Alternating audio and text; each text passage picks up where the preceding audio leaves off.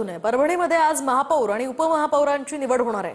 काँग्रेस आणि ठाकरेंच्या शिवसेनेच्या पक्ष निरीक्षकांची आज बैठक होणार आहे। ठाकरेंच्या शिवसेनेच्या आणि काँग्रेसच्या उमेदवारांना एकत्र ठेवण्यात आलंय, त्यामुळे ही खबरदारी राखली जाते।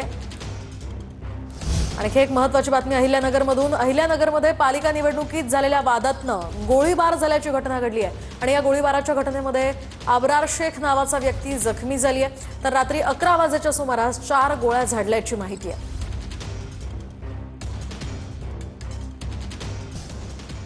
धाराशिव जिल्हा परिषदेच्या सत्ता स्थापनेसाठी मुंबईमध्ये हालचाली सुरू झाल्यात। राष्ट्रवादी, शिवसेना आणि भाजपचे 35 सदस्य मुंबईच्या सहलीवर गेले। तानाजी सावंतांचे 8 जिल्हा परिषद सदस्य वगळता शिवसेनेचे सर्व सदस्य महायुतीसोबत मुंबईमध्ये आहेत। मुंबईमध्ये झालेल्या बैठकीमध्ये सत्ता वाटपाचं सूत्र ठरल्याची चर्चा असून अध्यक्षपद भाजपकडे, उपाध्यक्षपद राष्ट्रवादीकडे, तर महत्त्वाची सभापतीपद शिवसेनेला देण्याचा फॉर्म्युला निश्चित झाल्याची सूत्रांची माहिती आहे।